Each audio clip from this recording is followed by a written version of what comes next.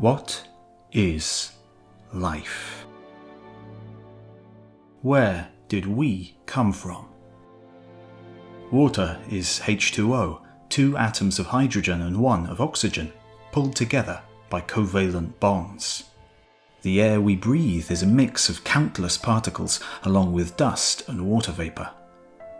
Then what is it that makes up life? What are the ingredients of our fundamental essence? And what is it that separated us nearly 4 billion years ago and continues to separate us today from everything else?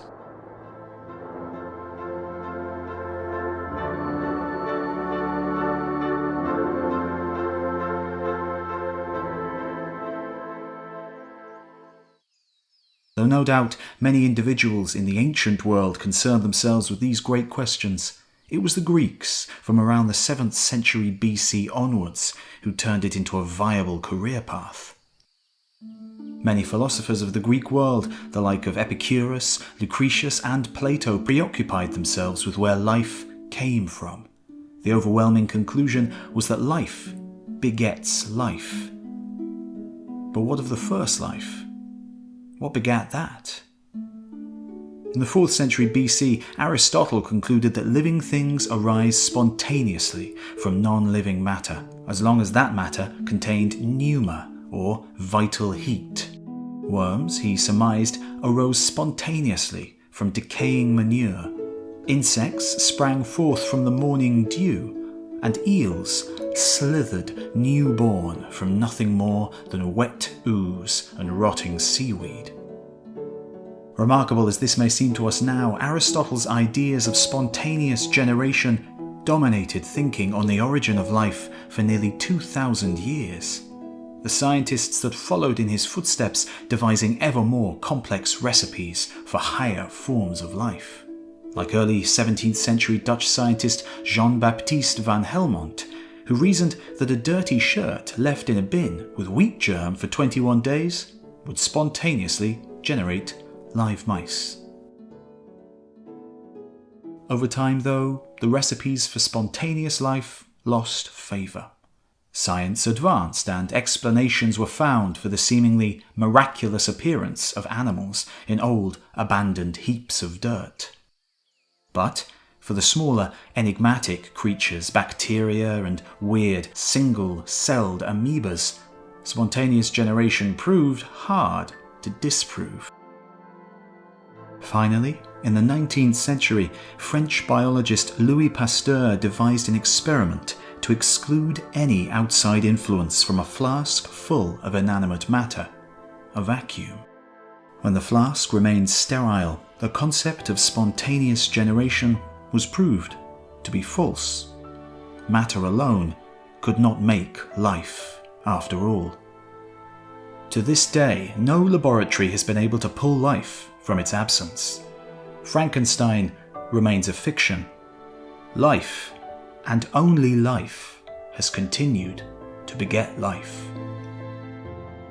And yet, we know today that the Earth formed more than 4 billion years ago without life. No living thing could have survived the convulsions of the Hadean eon. But here we are today, on an Earth brimming with, overflowing with living beings of every imaginable form and function. From rainforest to desert, from the highest peaks to the deepest ocean depths, life thrives. So, it is abundantly clear, at some point between 3 to 4 billion years ago, matter did make life. The final act of spontaneous generation in history, the origin of life on Earth. The questions that remain are how and from what?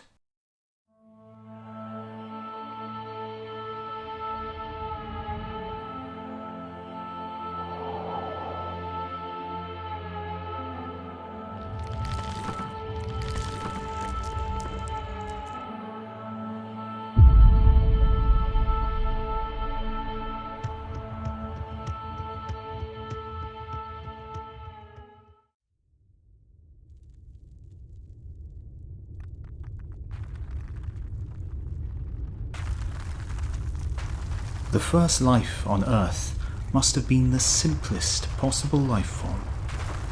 No mice could have sprouted spontaneously into being on a late Hadean eon Earth. In order to decipher where life came from, we must first consider what exactly life is at its most basic level. A monumental task requiring all the efforts of modern scientific technique. In most education systems, humans learn to define living things by what they do, animals, plants, and fungi taking steps to maintain themselves, grow, and reproduce. But this isn't the full story. Living creatures might do these things, but they're not the only ones. By this definition, we would class some crystals as being alive, or computer viruses, algorithms even.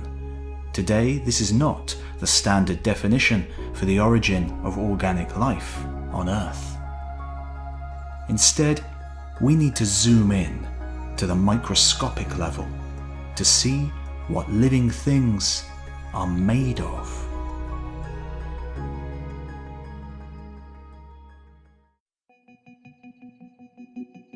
The simplest forms of life today, bacteria, have two basic ingredients. A self-replicating molecule like DNA that contains the instructions for making another one of itself. And a self-contained metabolism that provides the machinery to do the living and the replicating. Defined like this, we capture the essence of every living thing on planet Earth. Everything is made up of cells, like the bacterial cell, which, at their core, have a self-replicating molecule and a self-sustaining metabolism. This definition gives viruses a place on the road to life too, even if they don't quite qualify. These tiny structures have a self-replicating molecule within them, just like every other living thing. But they lack the machinery to do anything with that molecule. Instead, they must hijack other organisms to borrow the organic factories that will allow them to reproduce. Some scientists would class them as alive. Others would not. Some even think that they may be a piece in the puzzle of life's origins, a kind of halfway point between living and dead. So a self-replicating molecule and a metabolism were the two inventions needed for the very first life forms. But they're not simple inventions. Our DNA is a giant, complex macromolecule, a long double strand made up of millions of smaller, simpler molecules. They themselves built from atoms of carbon, oxygen, hydrogen, nitrogen, and many more. The modern metabolism built around this monster molecule is a complex organic factory too, each part finely tuned to a particular function and interdependent on everything else to keep running. Of course, life couldn't start out with something so elaborate.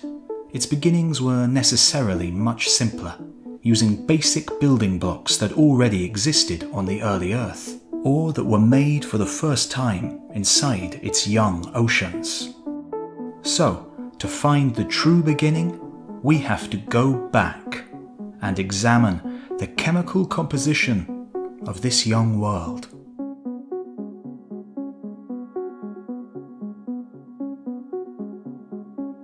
Of all the possible elements in the universe, 94 occur naturally on our planet. Every element is characterized by its behavior, its affinity for other elements, and the energy needed to make or break connections. Some don't react at all, others, like silicon, react slowly, needing huge amounts of energy to restructure its molecules. Silicon is abundant on the Earth, but not a good candidate for shifting, reactive, biological life. Carbon is a stronger choice. The fourth most common element in the solar system, it can easily form strong bonds with other carbon atoms, as well as with other abundant elements, oxygen, hydrogen, nitrogen. All life on Earth is based on this cosmopolitan element, combined with oxygen and hydrogen in what are now called organic molecules. In fact, the Hadean Earth was a melting pot of organic opportunity.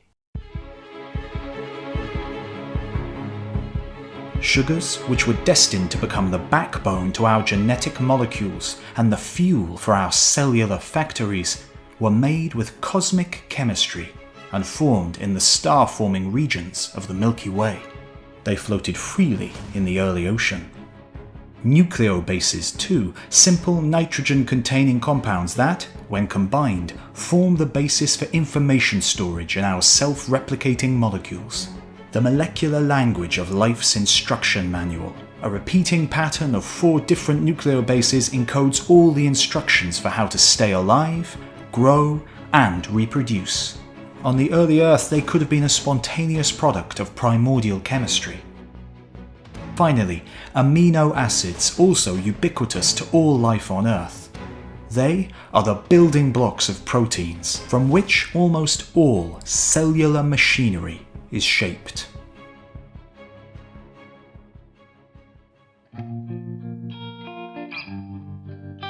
To prove this, back in the 1950s, 2 American scientists, Stanley Miller and Harold Urey, designed a now famous experiment to try and create these amino acids from what they believed the composition of the early atmosphere to be. They started with a mixture of water, methane, ammonia, and hydrogen, and ran an electric spark through that mixture.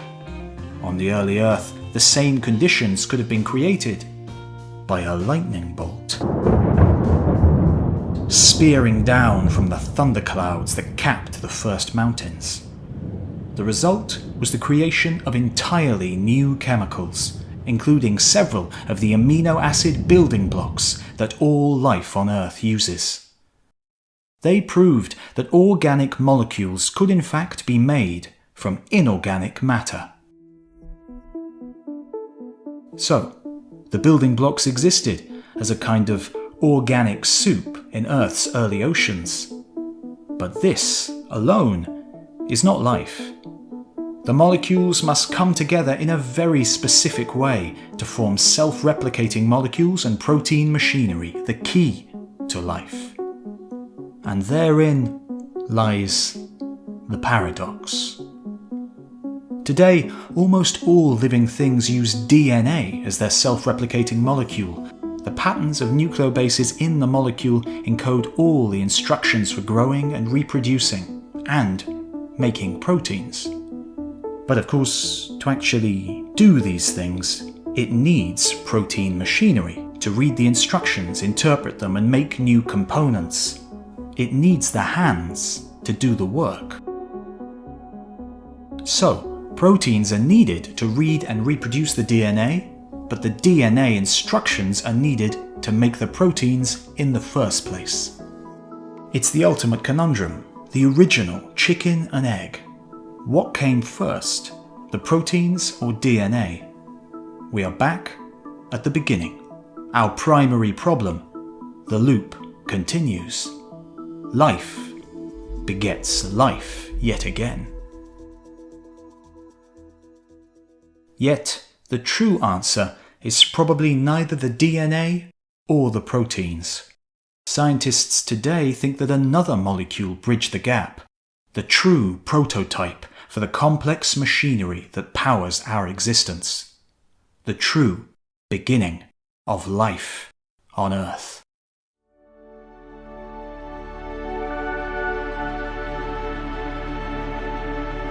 Beneath the churning chaos of Hadean Earth's deep oceans, potentially for the first time, a molecule successfully replicates itself. RNA, as it is known, is a self-replicating single-stranded molecule similar to, but simpler than, DNA. It can replicate, but it can also knot itself up into 3D structures very similar to the protein machinery used in living things today.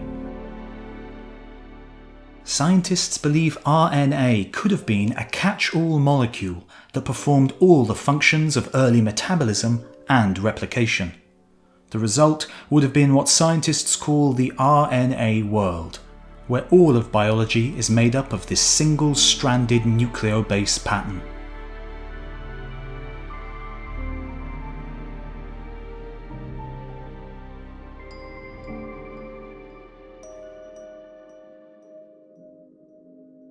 In the prebiotic soup, random combinations of sugars and nucleobases come together and are joined spontaneously by chemical reactions. Some break apart again, but some stay stuck and continue to grow into long strands, one nucleobase after another. Sometimes the strand affects its own structure, coiling or folding back in on itself.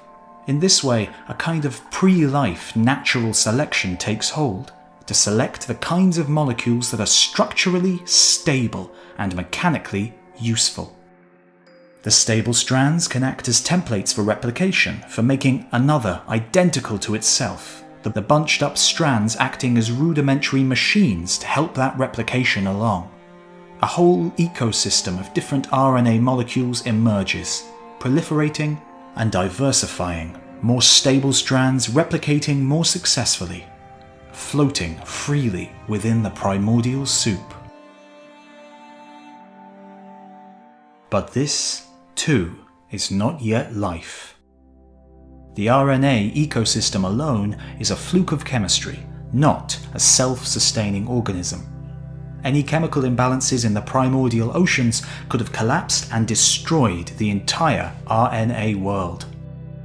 Even the smallest puddle on the primordial Earth is a big place for a fragile strand of RNA.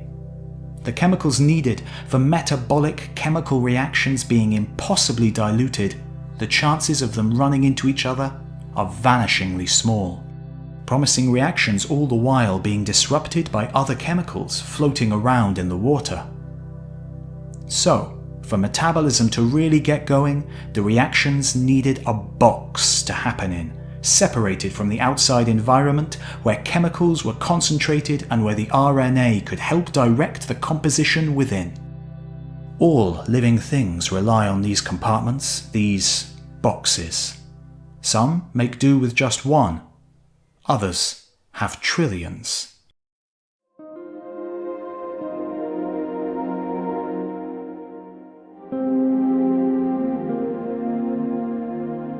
Just like the machinery within, the earliest cells probably looked very different to today.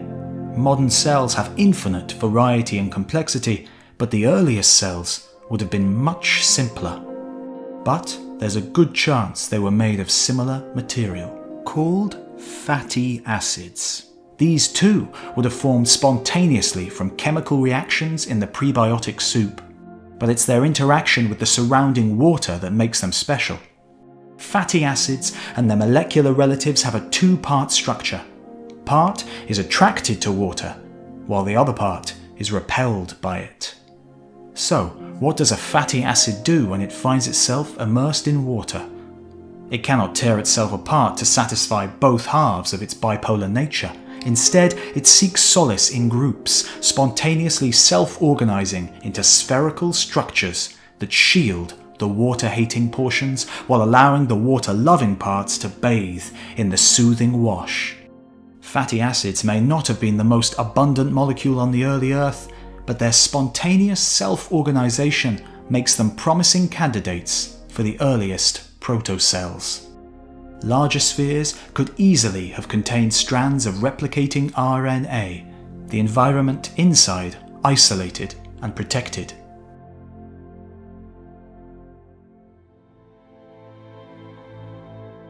Chemical reactions can happen in this new concentrated internal environment. They can be influenced and directed by the RNA strands, and the changes inside influence the strands themselves. The first tentative metabolisms arise, natural selection of chemical stability, meaning that only those concoctions that favour self-preservation and perpetuation can stick around. from star-born atoms and molecules concentrated on the young Earth's volatile surface, giant macromolecules formed, found ways to reproduce and pass their success on to new generations, with survival the sole purpose, improving and warping along the way. Just this one time, life arose spontaneously. Matter begat life, allowing life to beget life for another 3.5 billion years and counting.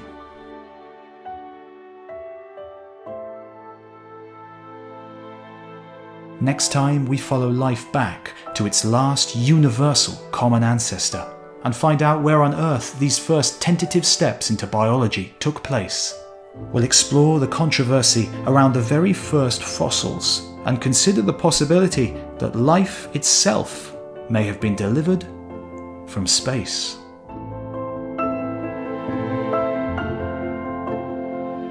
You've been watching the entire history of the Earth. Don't forget to like, subscribe and share, and let us know in the comments what you'd like to see covered in the future. Thanks for watching, and we'll see you next time.